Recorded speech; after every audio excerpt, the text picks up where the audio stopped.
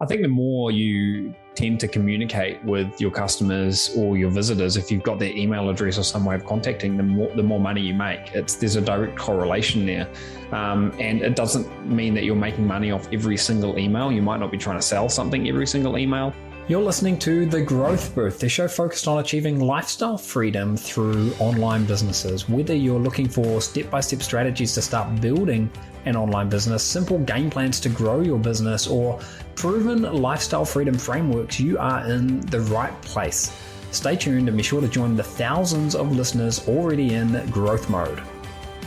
Aidan Booth here with The Growth Booth, episode 6. This is the second in a two-part series that I've been doing with co-founder of Cartsy, my business partner, Sean Agnew, who knows more about e-commerce than pretty much anyone I know. So if you haven't seen the last episode yet, episode number 5, make sure you go back and have a look at that. In episode number 5, we spoke about things that you could do on your e-commerce store to help get the best out of it, to really make sure you're optimizing conversions and so on and so forth. And it was an absolute treasure trove of information. So you'll want to check that one out.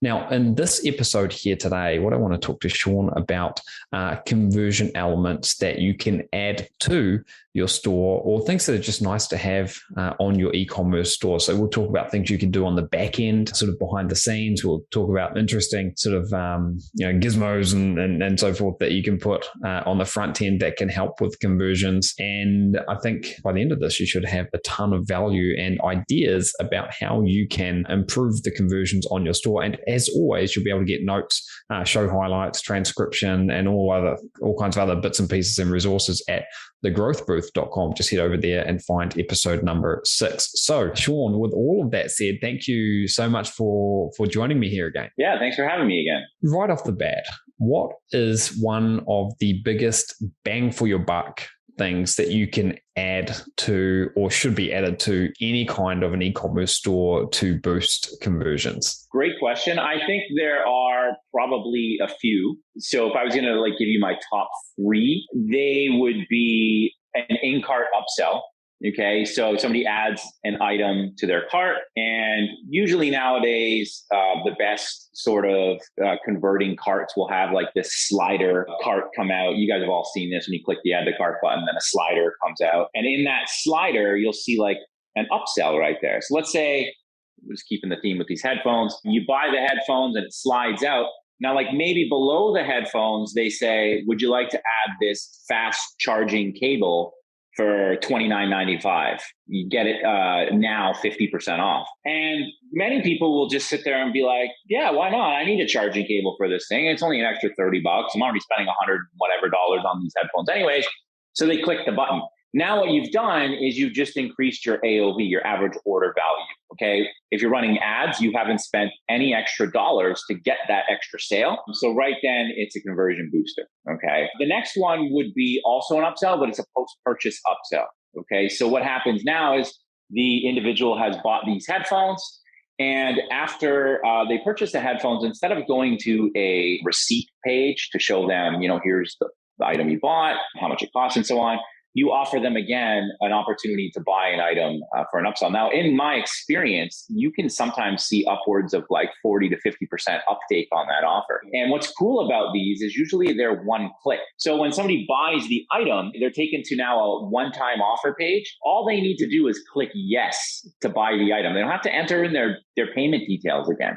They simply click the yes button, and boom, they've now purchased another item to the store. So those two things right then and there are going to be critical for increasing your average order value. The next thing, the final thing in my top 3 list, would be having an abandoned cart sequence. I think there's psychology. It takes something like 5 to 7 exposures usually to your business before somebody buys an item from you. So you're going to have a ton of abandoned carts. You're going to have people come to your store. They're going to look at these headphones. They're going to maybe get to the checkout and they're going to be like, I don't really feel like buying it. They get busy. Or I don't know, they're like, well, I'll buy it later when I get home. Whatever their decision is, they don't buy it.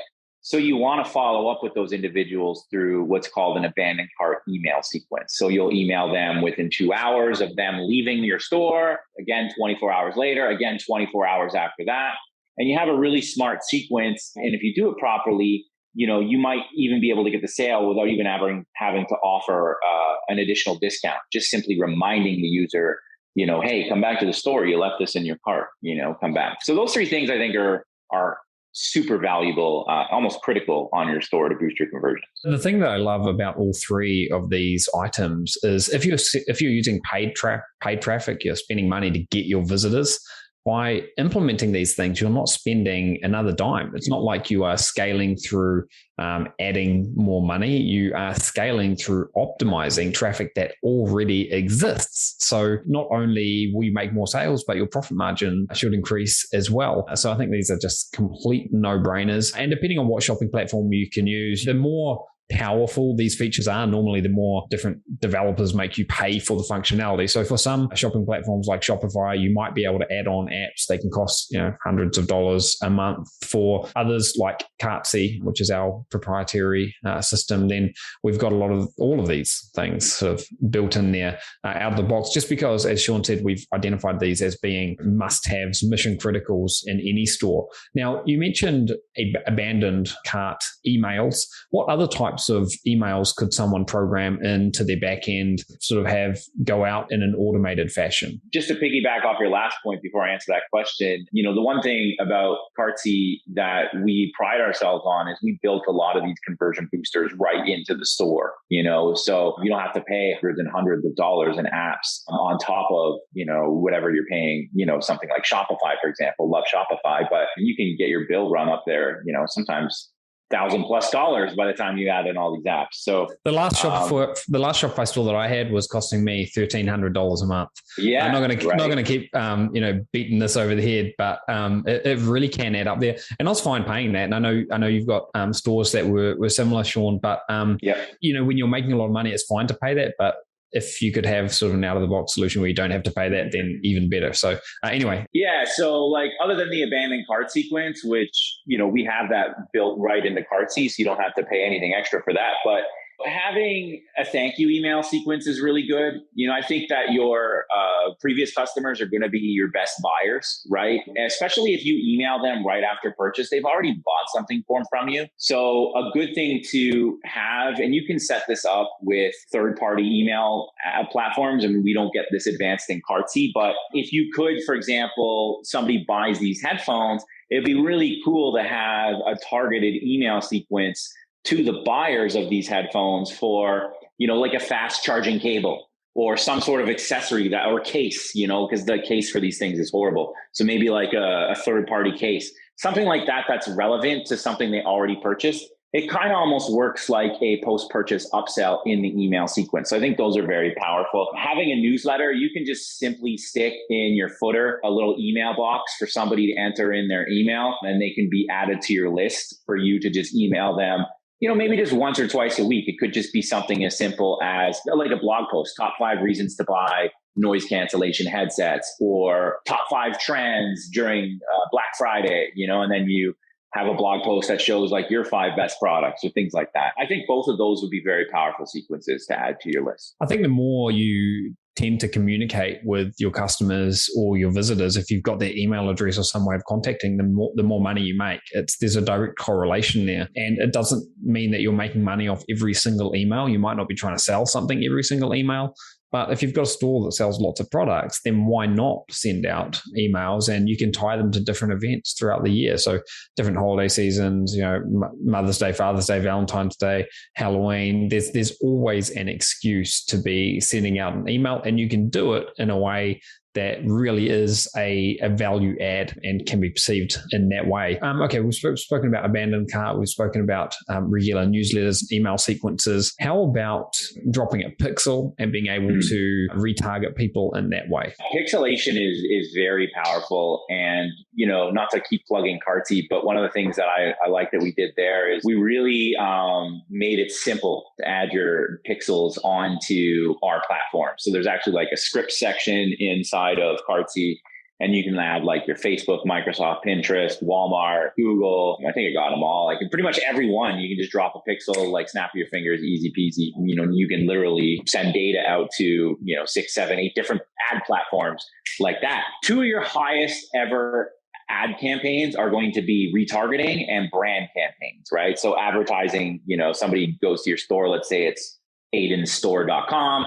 You always want to have an advertising campaign on like Google or something. So when people go Google Aidan store, he comes up. Okay. That's going to be a very profitable ad campaign, but equally as profitable will be retargeting. Again, this just goes back into the science of it takes something like 5 to 7 exposures to your business before somebody makes a purchase. Sure, you will have impulse buyers who come to your store and they buy on the very first time.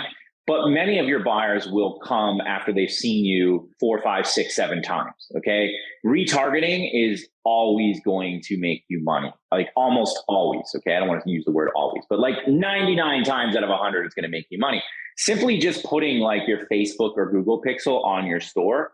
When you run an ad and you set up a retargeting ad, people have now already seen these noise cancellation headphones, right? And they may not have purchased for a wide variety of reasons. Now they go home, they log on Facebook, they log on Instagram, whatever. They sometimes, even if you retarget in a way where they go to like CNN or Fox or whatever, they see your product there, they're reminded of it, and it's really inexpensive advertising as well, because you're only targeting people that have seen the product in the past. These are hot potential buyers. And now they click on your product and they make the sale. So I think it's another powerful way. If you're not even doing advertising at all for whatever reason, I would imagine most people watching this podcast are or have done advertising in the past. You're definitely going to at least want to set up just $10, $20, $25 a day retargeting ad, because it's going to be super powerful and it's going to get you sales. I think one of the big misconceptions about retargeting, and anytime we start talking about a pixel, people's alarm bells go off and go, holy crap, that's going to be really complicated. What's a pixel? How am I going to do this? How am I going to do that? It's really, really simple. It's just a simple piece of code. Whatever shopping platform you're using, but particularly in Cartsy, you can add that and it can make it simple to then,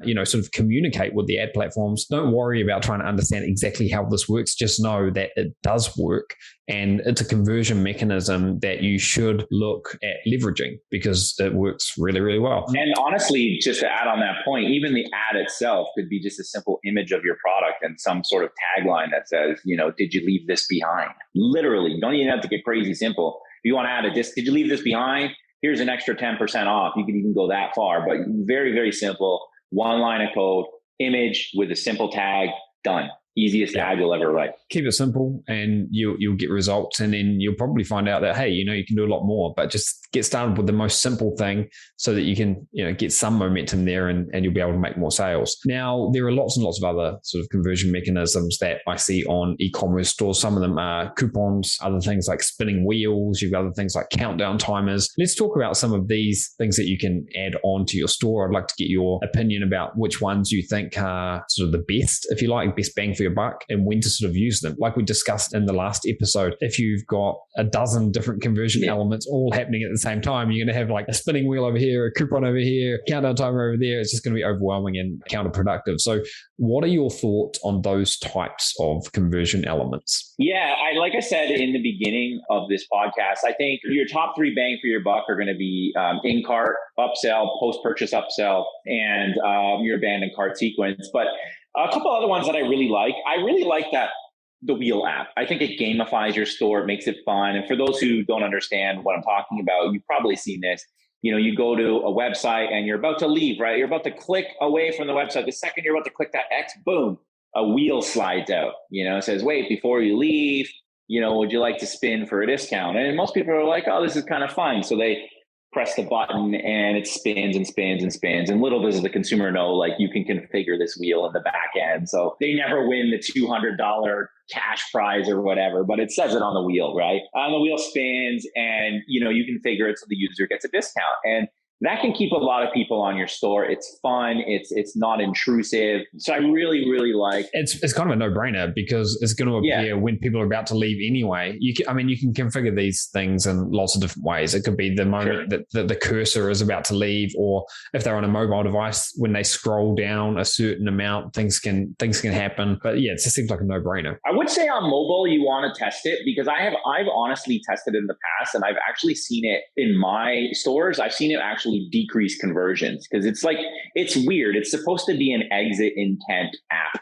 And on the desktop, it's great because somebody's moving their mouse to the X button, and then the second it gets there, it slides out. So it's not ever intruding them on the purchasing process. But sometimes on mobile, just the way they scroll, they could be scrolling and about to press like a buy now button, and then this app just slides in, and they're like, and they get all annoyed, and you want to test. So maybe try it on a product with like 100 clicks without it and 100 clicks with it, and see if it works for you. Everybody's going to be different. But generally speaking, I like that app a lot.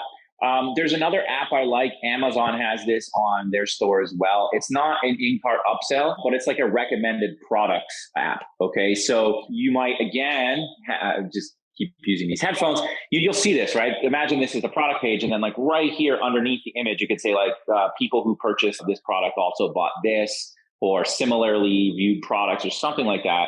And then you have like your lightning charger, your case, or whatever, right? You have like 2 or 3 products listed right below it. Again, just giving that psychology to the potential buyer that, hey, I want to buy these, but for an extra $20, I could get this lightning cable. It just increases your chances of getting an extra sale without spending any advertising dollars on it. Yeah, it increases the average order value and correct. Also increases profits. And anytime I see Amazon doing anything like that, I'm like, these guys gazillion times, it must work. And then when we test it, sure enough, it does work. What about little pop-ups and things that say someone in Minnesota just purchased this, or those? What's your take on that kind of conversion element? Yeah, I think when that came out. What was the company's name now? It's slipping my mind. But I think when that first came out, that was very popular. I don't think it's as powerful as it used to be, because I think everybody sort of jumped on board and started doing it the same way, like I was saying in the last podcast with discounts. Everybody was saying like these headphones are $500. Now they're $100. I think it's just a little overplayed. If I was going to cost money and I had, a handful of apps to choose from, I think that would definitely be one that I would not choose. And that goes with the countdown timer too. Like the countdown timer, you got to be careful. Is it a real countdown timer? Like, is your sale actually ending? Yeah. What's going to happen? Yeah. Correct. Don't have fake countdown timers on your website, because again, that's a good recipe to have like an ad platform shut you down. So again, I think you got to think from a customer standpoint, like, what do customers believe nowadays? Like customers are wise to these countdown timers and these pop-ups and things like that. And I think they're kind of gimmicky. So I think if something looks gimmicky to you, it's probably gimmicky to your customer, and you probably want to avoid it. Yeah, I think also, you have to look at building an e-commerce store through a longer term lens, where you're not just thinking, how can I make the most money today? Because you're building a real business, and you don't want to be that guy who's scamming people into spending a bit of extra money, because you can have people spend extra money just by using best practice e-commerce strategies. In fact, talking about scarcity and things like that in an e-commerce shopping cart, the one that I prefer over a countdown timer is number of items that are left. Because if you're selling physical products, then there is a limited capacity. A sale could also be limited. Like if it's a Black Friday sale, then yeah, sure, go crazy. Put your Black Friday timers on. It's real.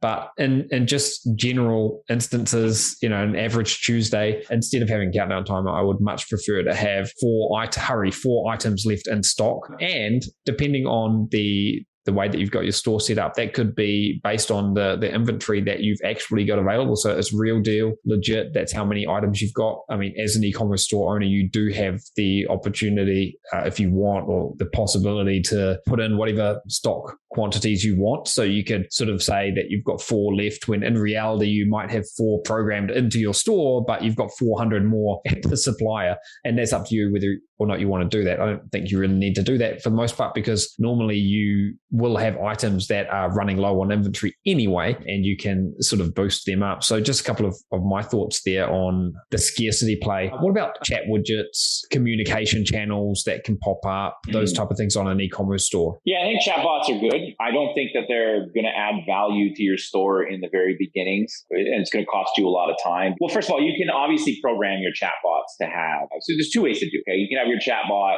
set so that you programmed it with, answers, and then if the answer's not there, you get an email. Or the better way to do it is actually have like somebody in the live chat. You can actually pay somebody, and you can find virtual assistants to do this for pennies on the dollar. I mean, you can get a virtual assistant in the Philippines for a few $100 a month to do this. So again, that's why I think this strategy works better sort of at scale even. But if you actually have somebody live to actually answer, somebody says, hey, I'm interested in these, headphones, how long does it take to charge them? Versus, them having to go find it in the frequently asked questions. If you have somebody live that says, hey, it takes 30 minutes to charge these headphones and they stay charged for 72 hours or whatever, that's going to increase your chances of getting a sale. If you have a chatbot that has that ability, I think it's extremely powerful.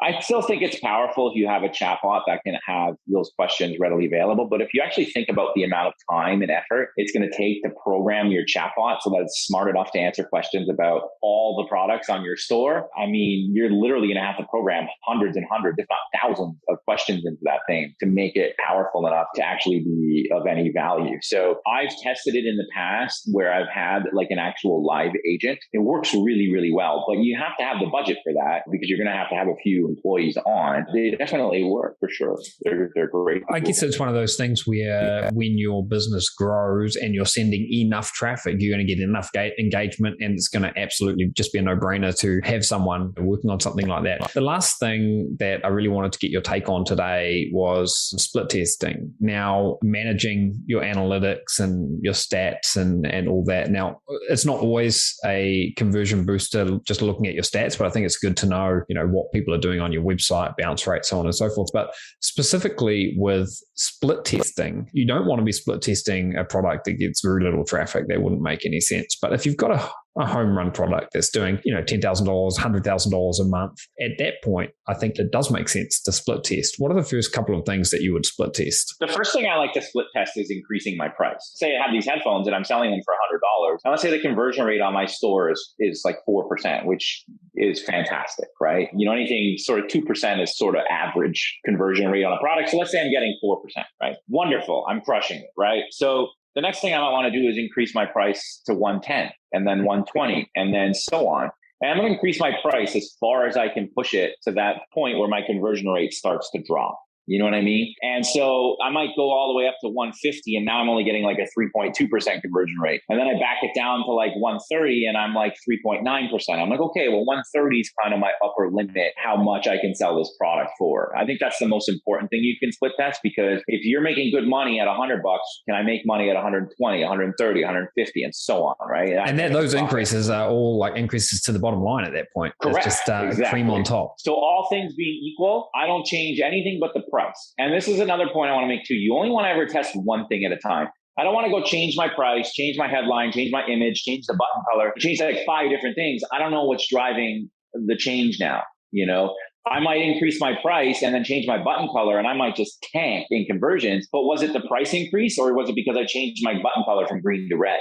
Right. So, leave everything alone, just change your price. From there, I would probably start to test different products in the upsell process. The lightning cable that I was suggesting as an example, I might get like a 20% uptake, but then I suggest a case and that gets taken up 30% of the time. Well, now I know that my upsell product, the case is better. What I'm trying to do is I'm trying to split test things that are going to increase my average order value. Okay, those are going to be the most important thing to test, all things being equal.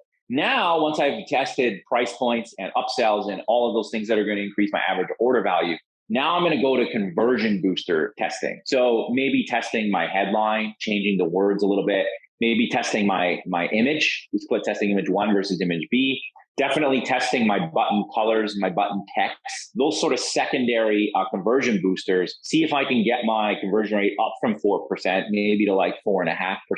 By changing some of those small different things. Those would be the things I would start. I would start with like just very simplified two things. Start with the things that are going to increase your average order value, and then move on to sort of your secondary on-page button, headline, image type of things. That's what I would be split testing. And again, to your point, I would only do this on my winning product. You're not going to do this on every single product. If you're using a good store design, which hopefully you'll get out of the box with regard to, whatever platform you're using, hopefully you'll have something that's good out of the box. Then that's a lot of the split testing has been done with, for example, with different, store designs that we use and that we've got built into Cartsy. We've done done testing on like millions and millions of visitors to get to that point. I think a problem that a lot of people have when they're using other store platforms, Shopify as an example, great platform, but there are thousands of different themes that you can use. And if you're just choosing the prettiest theme, it's not necessarily going to be the one that converts the most. So all of these other elements like the positioning, the size of the font, the layout and so forth, you should ideally start using an e-commerce platform where that heavy lifting has sort of been figured out for you, but you can still get great bang for your buck through testing things, as Sean said, like price as a starting point. If you are going to be testing multiple things, and I would only recommend this to an absolute power seller, then I would say check out Visual Website Optimizer, VWO.com. We've used that a lot in the past when we've done testing, and that will actually allow you to do what's called multivariate testing, where you can test 4 or 5 things at the same time. But again, word of warning, don't go down that path unless you know what you're doing. You can apply the 80-20 rule, get the most bang for your buck just by making simple changes. And so start with the price. And there's actually a formula where you can look at and say, okay, I'm raising my price, I'm raising my price, I'm raising my price. And maybe the conversions are coming down a little bit, down a little bit, down a little bit. But even with a lower conversion rate, because you're raising your price, you're still making more money, and you can accept that conversions start to drop. So keep that in mind. If you increase your price by 20%, and conversion rate drops by 10%, do the math. That might still mean that you're better off versus where you started at. So look, Sean, really appreciative of your time here. Thank you so much for just coming on here and doing a brain dump. The past 2 episodes have been amazing. To anyone who hasn't seen the last episode, head over to thegrowthbooth.com, check out episode number 5. There's lots more of this kind of discussion about e-commerce stores. And I think everyone can use this to earn more from their e-commerce stores in 2022. So Sean, thank you once again, man. Thanks for having me. I had a lot of fun. All right, guys, that's it. That's a wrap. This was episode number 6 of The Growth Booth. Head over to the website to get the show notes, details, downloads, and much more. We will see you on the next episode. Bye for now.